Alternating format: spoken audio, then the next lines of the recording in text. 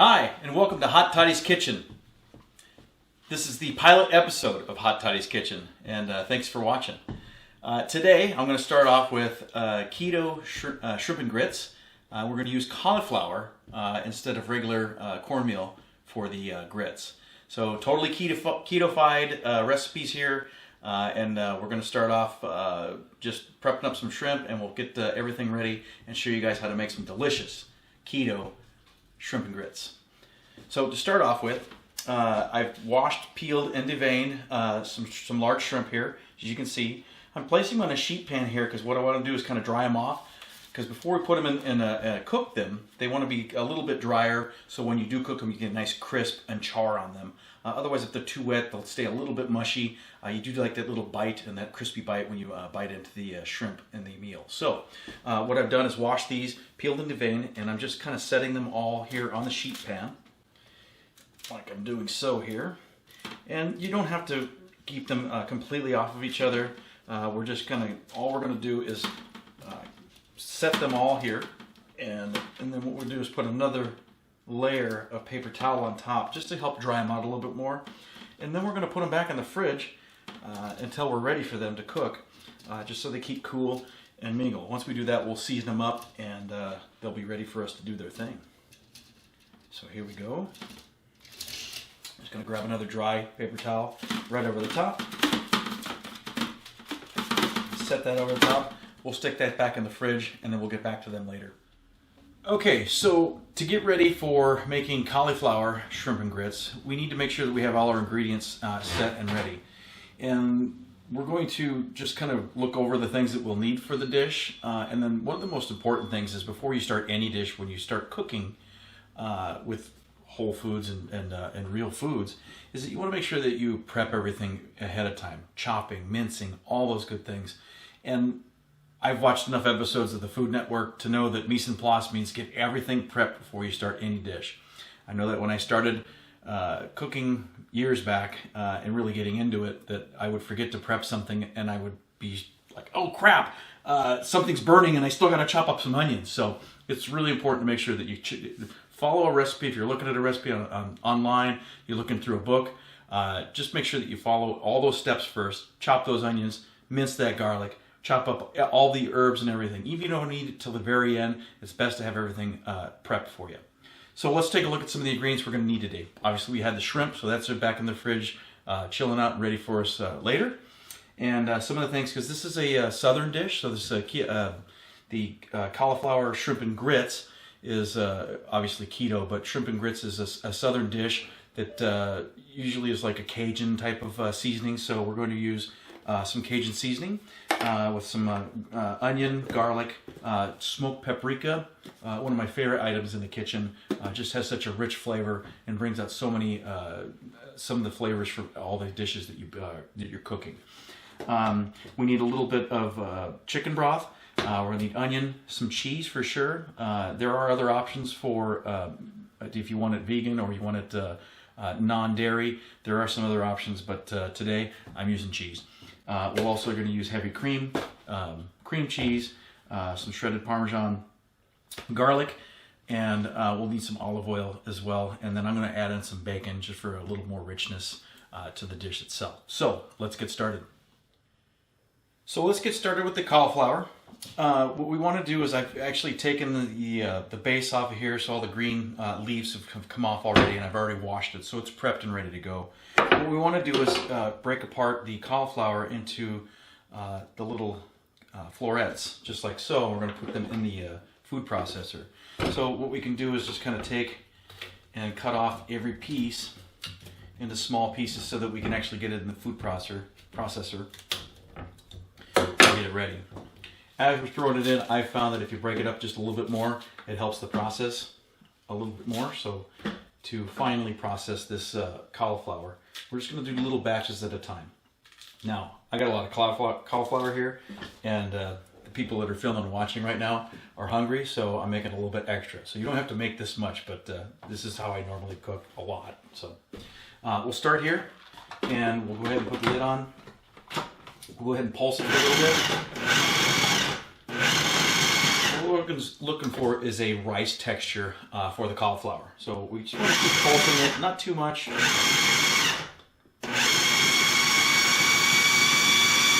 The other thing too is to note is I'm using fresh cauliflower.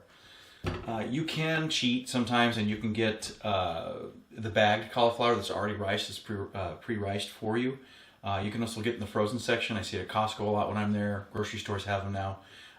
What I found is that it's not as good as using fresh, real cauliflower. It takes a little bit extra time, but it's so worth it, because usually what you get in those bags is the tails, all the little stem pieces, and then you're not really getting into the florets, so the real good part that you're looking for that's going to rice up like this here. You're getting that, and then the frozen stuff, once you thaw it out, it's very watery, so you have to wring it out with a towel and get all the moisture out of it before you can actually cook it. So I find this to be much better to use. Use what you like. I'd like to use whole fresh foods, so that's what I'm doing here. So back to the pulsing. So we want to just make sure that it gets to a rice consistency, kind of like, if we can see here, with a spoon, and show you that this is really the kind of consistency that we're looking for in this section here. And this is really going to help it cook down and get it to that real grit texture that we're looking for cornmeal grits, but with cauliflower, obviously. So this is pretty good. So we're going to just do little batches at a time until we're all done with it. So I'll get a bowl here, and we'll put this aside in another bowl. So let's get started with the cauliflower first off. So we're going to do the grits, and we've got everything prepped as I was mentioning before. So we've got all the cauliflower riced up and ready to go. It's a great consistency. We've got some cheese that we're adding to it. I found some beautiful jalapeno jack cheese, and it's got a nice spice to it. It is a Cajun dish, so I do like that the little spice. I'm adding some shredded Parmesan as well. I've got about a tablespoon of chicken bouillon, and then we've got 2 tablespoons of cream cheese, tablespoon of butter, onions and garlic, and some parsley as well. So let's go ahead and get started with this. First off, what we're going to do is we're going to add olive oil, probably about 2 tablespoons of olive oil to a pan on medium heat. So I've already got the pan warm. And then we're going to add the butter as well. So we're going to add the butter now. So we got that ready to go. And get that melting a little bit. Once it's melted, then we're going to start adding some of the other ingredients. I might want to crank that up just a little bit more. There we go. So definitely you can tell this is a keto dish. Got lots of fat in it. We got all the good oils in it. We've got butter, which is wonderful, and we've got the olive oil in there as well. So we do that. Now we can go ahead and add onion to get it sauteing. So we're just going to add the onion in there. And we'll add those first. We're going to keep it on low heat. We don't want to scorch the onions. We just want to get them nice and cooked down a little bit. It'll add a little bit of sweetness to it. The lower you cook it, the longer. This is going to take a couple minutes to get to the right consistency that we're looking for. So you want to just kind of watch it, let it do its thing. We'll add a little bit of salt and pepper to it because we want to add build layers of flavor all the way through. So I need a little bigger pinch there, and then we'll pepper it as well. Some fresh cracked pepper in there builds a lot of flavor. You can let that meld around and get some good flavor going. So this is going to take, like I said, a couple minutes to get to the right consistency. Once we do that, then we can start adding all the other ingredients and build up those flavors in here. And so let's just kind of tend to this.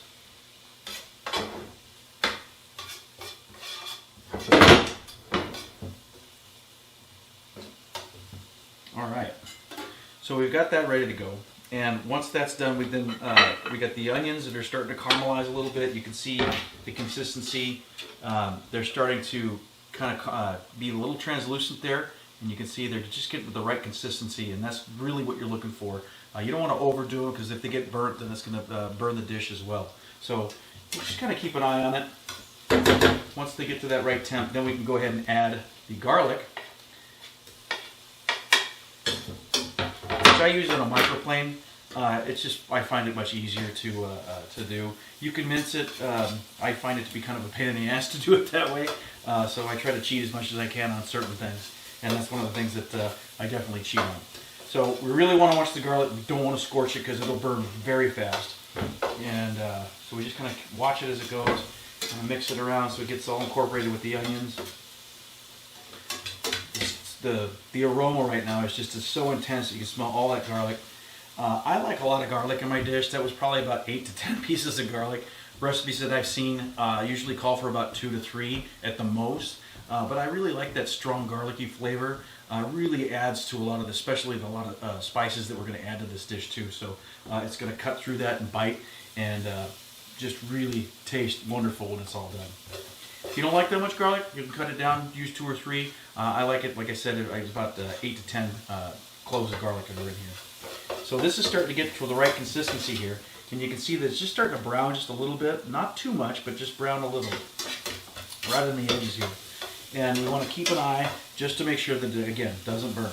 So this is looking pretty good to me right now. Got that oil in there with the butter, adding all those wonderful flavors. So now it's time to add the cauliflower. So we can go ahead and add the cauliflower in. And yes, that is a lot of cauliflower.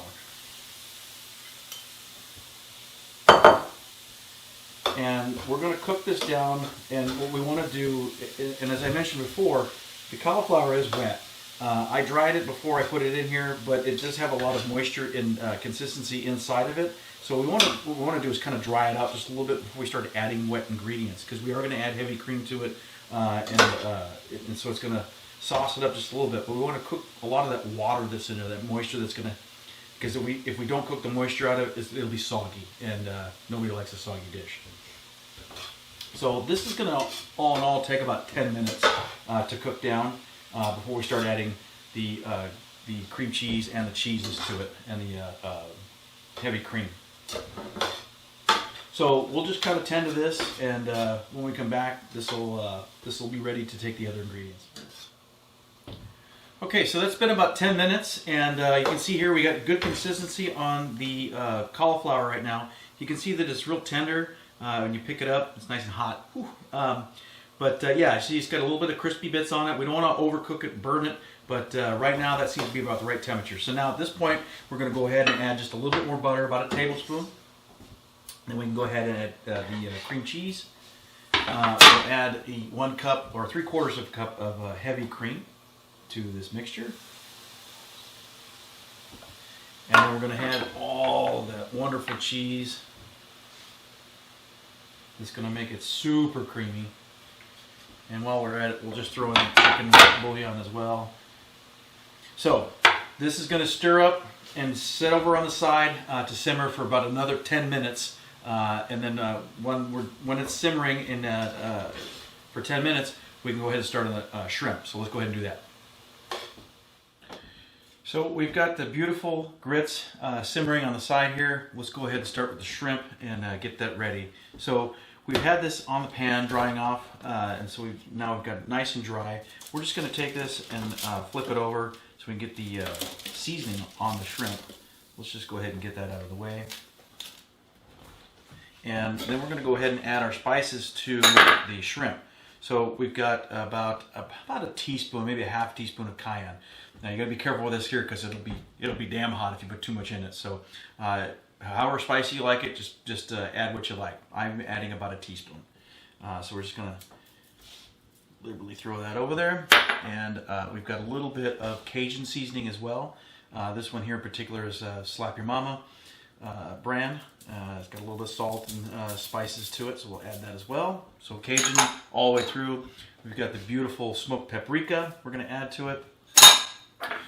We've got granulated onion that we're going to add to it, about a teaspoon, or say tablespoon, and as well as the granulated garlic over the top. Beautiful seasonings over it, and then we're going to add the parsley later to it. So what we want to do is just kind of mix this around, get it nice and coated. Once we get it coated, we just set it aside, and then we're going to use it after we cook the bacon. So that's done, ready to go. All right, so we can just set it aside.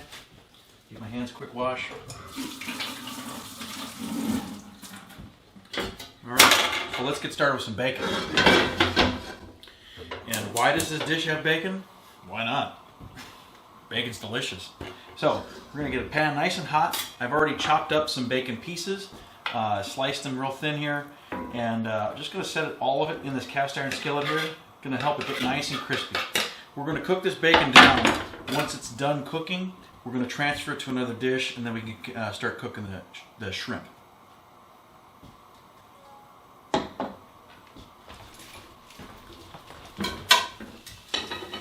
Okay, so bacon's been cooking about 10 minutes or so, and you can see that it's just nice and crispy, beautiful right now. So we're gonna take it off.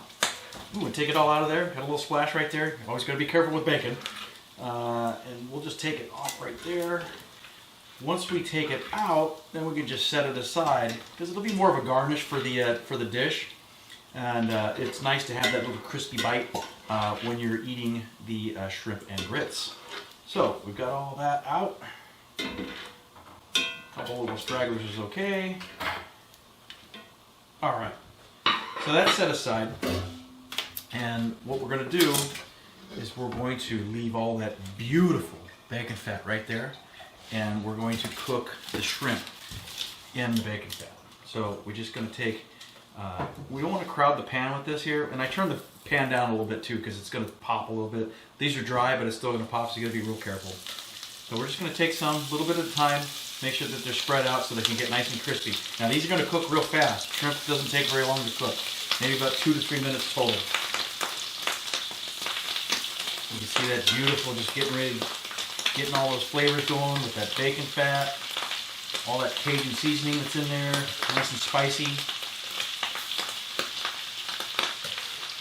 Okay, so I don't want to overcrowd it, so that's about it that I want to put in there for now. So we're going to do this in a couple batches.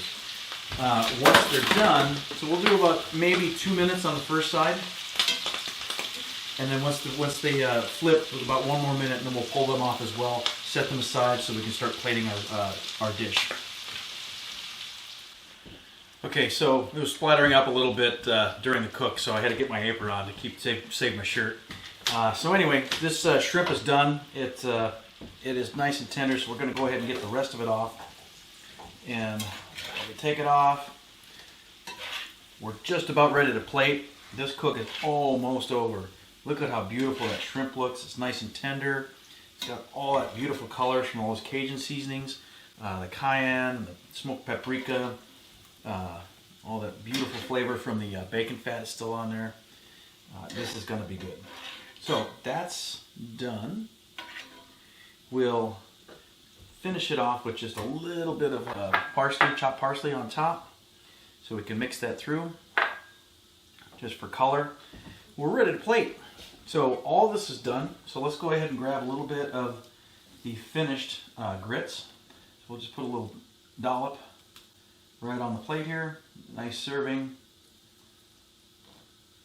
We can go ahead and put a little bit of bacon on top. I say a little bit, maybe a little more. Why not? It's bacon. And then we can go ahead and take some of the shrimp and put it on here. You want to make sure that it looks good for presentation because, you know, pretty food tastes good. So we've got nice presentation here. We'll finish off with just a little bit more parsley. Just a little bit on the edges there. And just because we've got this wonderful glaze here, we're going to finish it off right around the edges with some of that sauce.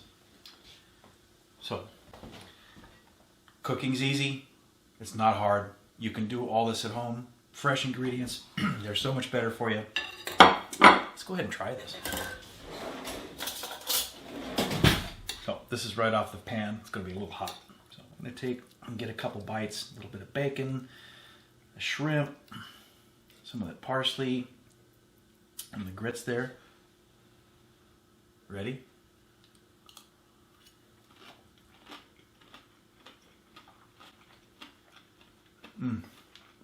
Perfection. That's so good. I think you're going to take a hit of that too. For sure. Let's give it a go. A little bacon. Yeah, get a good bite. Oh, where's it in there? All right.